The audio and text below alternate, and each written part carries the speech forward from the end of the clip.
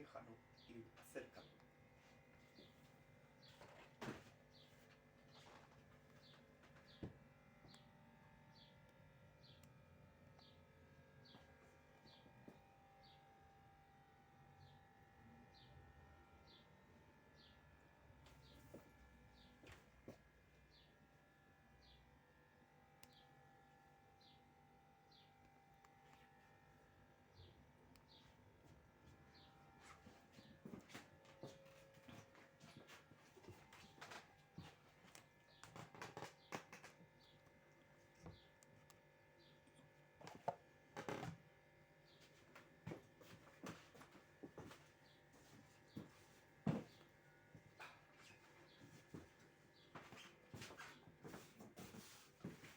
Muy buenas,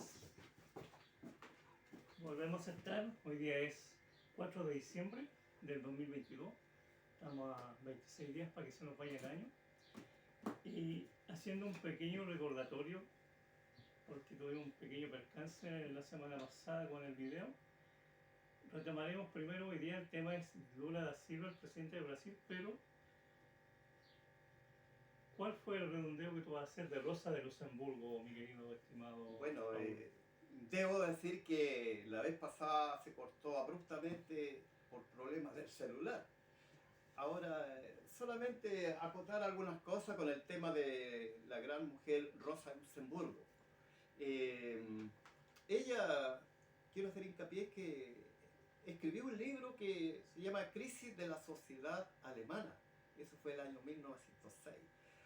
Ahora, no solamente referirnos a Rosa Luxemburgo, porque las mujeres han tenido siempre una actividad intelectual comprometida. Por ejemplo, acá en Chile últimamente hay varias mujeres destacadas, ¿ya? En el aspecto de la pedagogía, por ejemplo, tenemos a Marcela Paz con sus libros de Papelucho, Perico, Trepa por Chile, todo eso, más bien didáctico, ¿ya? Pero también tenemos otras mujeres como Isabel Allende y la Alejandra Matus, que también han marcado un hito, un antes y un después, eh, pasando la dictadura. De manera que ese es yo creo que es la intención, destacar la actividad de mujeres que se comprometen por un mundo mejor. Muy interesante la acotación y bueno, ¿por qué los quisimos meter con Ignacio Lula da Silva, el presidente de Brasil? Porque conversando en pauta con Raúl y hablando de este gran hombre, Lothar Blake, que se va a hacer un documental de él, ¿cuáles eran los hombres de la izquierda que tenían sentido de pertenencia? Y se nos vino a la memoria en Chile Recabarren, Lotario Blex. Y yo le dije, ¿por qué no hablamos de Lula da Silva, que pasó de ser un obrero metalúrgico a ser el presidente de la República? Ya con esta son 3 veces del país más grande del mundo. Y aquí Raúl anda haciendo propaganda.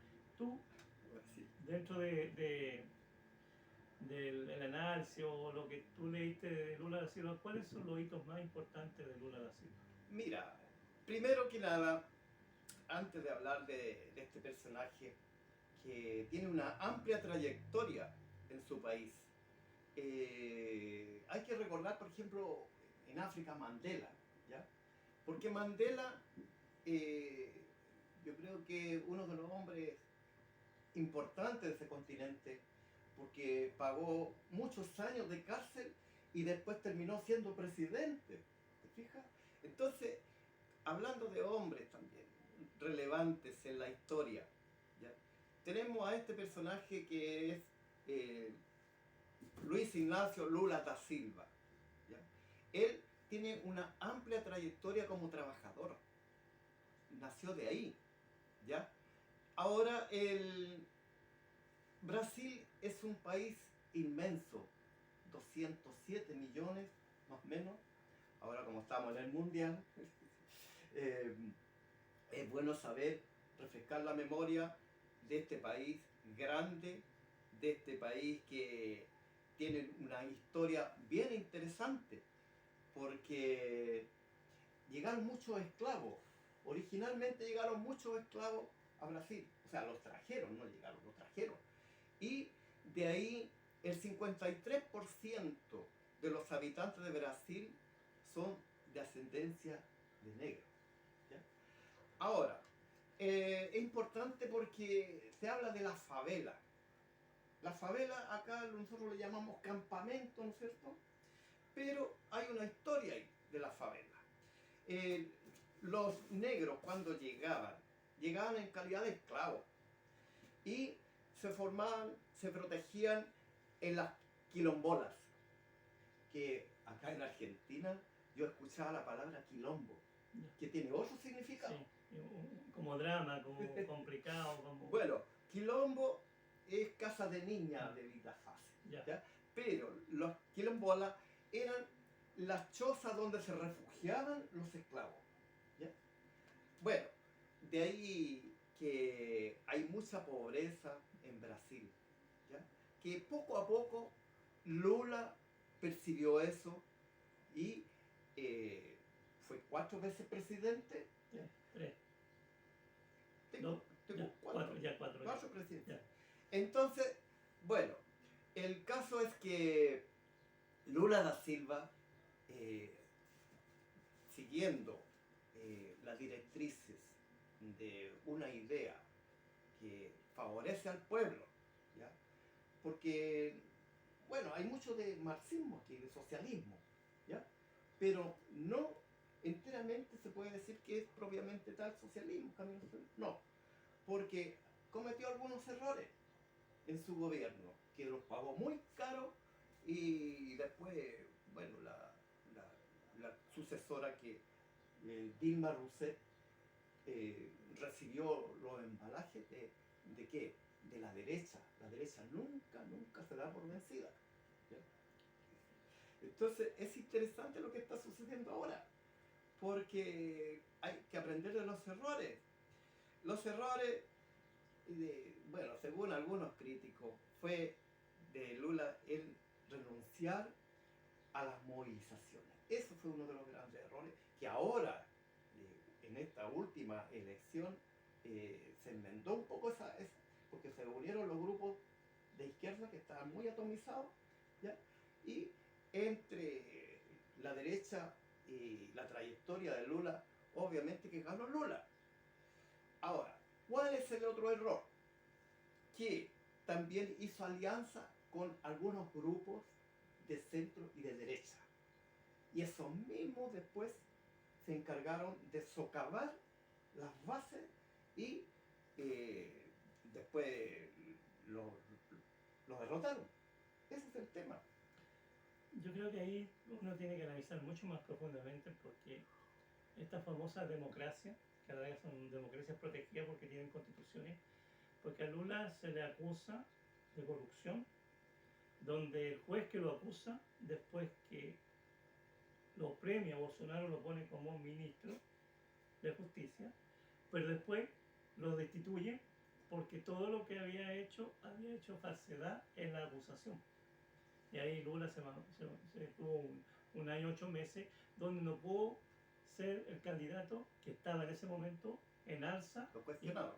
Y lo cuestionaron y sale Bolsonaro, que hizo una presidencia donde hizo un daño enorme a la parte ecológica del país, donde las religiones que a la larga están haciendo un daño a la sociedad porque son híbridos, no se definen. O sea, yo digo indefinido. Claro, no se definen porque según Dios o Jesús vino a buscar el reino de Dios aquí en la tierra de la igualdad. Y ellos quedan con un reino de Dios, pero en lo abstracto, en lo, ¿cómo se llama? En las almas que van a renacer. Entonces Lula se enfrentó a esa realidad que tiene que ver mucho con la ignorancia o el oscurantismo que en nuestro país se está dando muy fuerte con los evangélicos. Entonces Lula, con toda esa barrera rompió, tuvo un cáncer, se le murió la señora, la esposa. Entonces tuvo una cosa, pero Lula vuelve a renacer, sale como presidente, y hay una cosa que me viene mucho a mí de memoria que Lula dice, que no haberle hecho caso a Chávez, de esta unificación de Latinoamérica por si pasaba algún conflicto. Que ayer, no sé si conversaba ayer con un amigo sobre la guerra de Malvinas, cuando había una ley gringa que si una potencia extranjera atacaba acá, todos se unían y los gringos se hicieron a un lado y dejaron a los argentinos solos. El único país que apoyó al Perú en materia O sea, Argentina, fue Perú. Perú, que incluso uno de sus aviones derribó un buque inglés.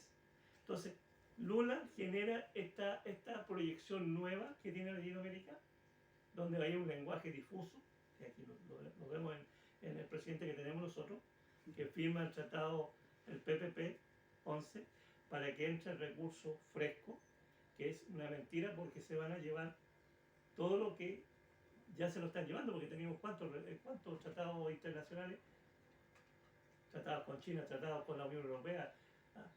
¿Y qué es lo que se ve? ¿Se ve abundancia o se ve pobreza? ¿Cómo lo ves tú? Mira, dos cosas. Lo primero que dijiste tú es la parte religiosa.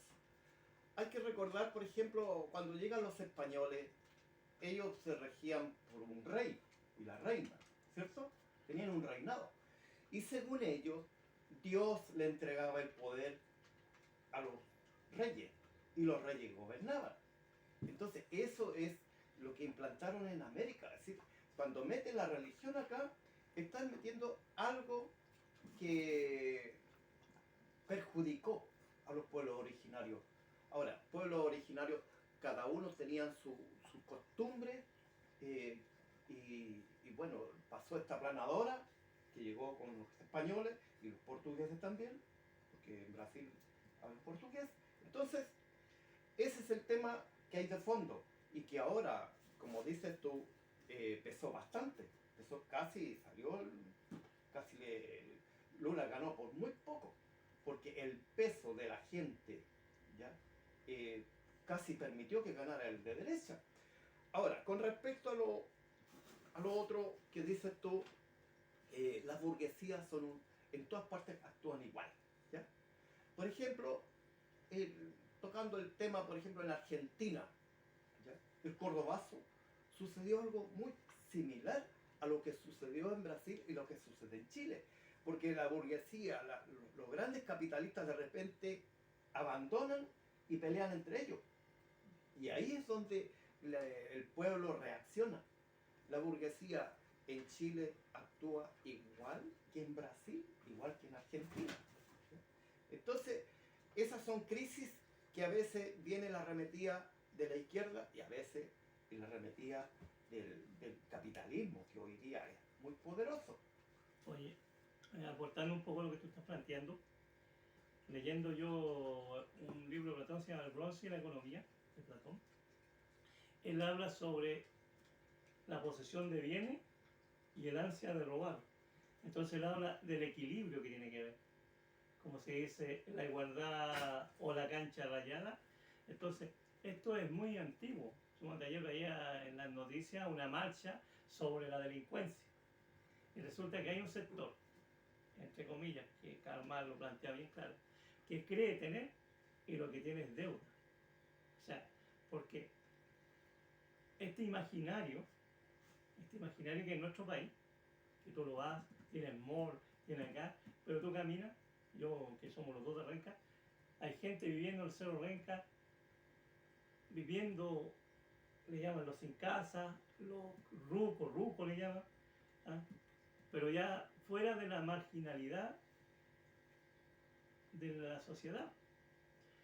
Y eso lo que genera el sentido de posesión. Y en ese tiempo ya Platón y Sócrates criticaban eso, porque se generaban las rebeliones, porque los que no tenían nada querían poseer los que tenían y se generaban que ahora se llaman las revoluciones. ¿Ah? ¿Por qué? Porque como decimos algo vulgar en Chile, el chancho está mal pelado y al estar mal pelado está endeudado. Fíjate que tú has señalado algo que me llama la atención. la justicia siempre se personifica una estatua, ¿ya?, con una balanza. Entonces, no es justicia, es equilibrio. No es justicia, eso denota equilibrio, ¿ya? Es lo que estás señalando tú, y eso como tú has leído a Platón y a Sócrates, que son los pensadores, y no hay nada nuevo bajo el sol. ¿Sí? Claro, porque suponte esta economía, mira, la gran crisis que tienen los países europeos actualmente, y ahí volvimos a Lula, porque Lula es una potencia aquí en Latinoamérica, que para mantener su estatus o su estándar de vida, tienen que haber como 10 o 20 países subdesarrollados como nosotros para mantenerlo con la riqueza ellos, para que buenas jubilaciones. ¿Por qué? Porque explotan estos países llevándose los recursos naturales mientras dejan la pobreza acá o dejan los suyos. ¿Ah? Entonces, Lula, ¿qué es lo que hace en Brasil? Hace el equilibrio que tú lo planteaste de ver esta cantidad, casi 90 millones de personas que vivían bajo los niveles de la pobreza. ¿Y cómo subir el nivel? Bueno, regularizó el transporte público, trató de hacer comedores, La educación, la las educación. universidades. Entonces, y eso es importante porque una sociedad educada es una sociedad que no puede ser engañada. Mira, Paulo Freire hizo un gran trabajo, ¿eh? Paulo Freire utilizó un sistema donde empezó a alfabetizar a los llamados indígenas, porque yo no me gusta emplear la palabra indígena, porque en realidad no son indígenas. La India está al otro lado. Entonces, bueno, es un concepto. Pero Paulo Freire usó un sistema, y no siendo profesor, usó un sistema donde enseñaba a los habitantes cosas tan básicas, las cosas más básicas. Es importante porque produjo un gran cambio, porque la educación es la única salida que tenemos de llegar a una sociedad más justa y cuidar nuestro planeta, es la educación. En Chile, por ejemplo, estamos esta rompiente que hay de los niños, de los jóvenes, es porque hemos tenido gobiernos tan malos, tan injustos, tan ladrones, y aquí tenemos el resultado. Aquí, no sé, el presidente Boric, qué planes tendrá frente a la educación, porque aquí no se puede arreglar esto con un parche curita, algo que ya es tan grande, que abarca todos los ámbitos sociales, económicos, políticos. Yo creo que ese tema, ojalá que el presidente Lula continúe en la senda de la educación, porque esa yo creo que es la llave maestra de que el pueblo recapacite, de que cuidemos el medio ambiente. Imagínate, la Amazonía está siendo también depredada, ¿ya? Y es el pulmón del mundo. El Amazonas, por ejemplo, un lugar tan bello, y está siendo destruido, están cortando los árboles nativos. Aquí en Chile, imagínate, tenemos árboles que tienen 4.600 años. Entonces acá les crecen los colmillos a las forestales. Bueno, ¿qué más tenemos de Lula da Silva, mi querido Raúl? Mira, yo pienso que el pueblo está reaccionando no solamente en Brasil, tenemos el país vecino Argentina, que si miramos los dos países son la mitad del continente. Y nuestra América es muy rica en recursos. Y yo creo que va a salir adelante el gobierno del presidente Lula, porque tiene una amplia trayectoria, tiene la experticia, verdadera experticia, porque hoy día se usa mucho en Chile y no son expertos los que hablan, porque son casi la mayoría de las universidades privadas, ¿te fijas? Y para mí eso no es experticia. Bueno, pues muy grato estar con Raúl. ¿Y qué nos espera la próxima semana, ya que estamos por terminar el año? Mira, yo creo que tenemos bastantes temas. ¿ah? Yo creo que podemos hacer un tema frente a lo que es la educación y proyectar algunas cosas, algunas locas ideas que podría, porque no solamente repetir las cosas que dicen otros. Interesante, ¿eh? Porque hace poquito hubo una información de que hay 50.000 niños que no están yendo al colegio. Y ese es, primero, algunos estaban preocupados de a dónde va esa subvención, quién la utiliza. Claro. Entonces, yo creo que meterlo, y la educación no quiere decir, porque hay una gran crisis aquí en Chile, que la educación, no, yo quiero ganar plata. Y no, ¿qué aporte le damos al país? Yo por mi parte me despido. Yo también, y Brasil, ojalá que gane el mundial.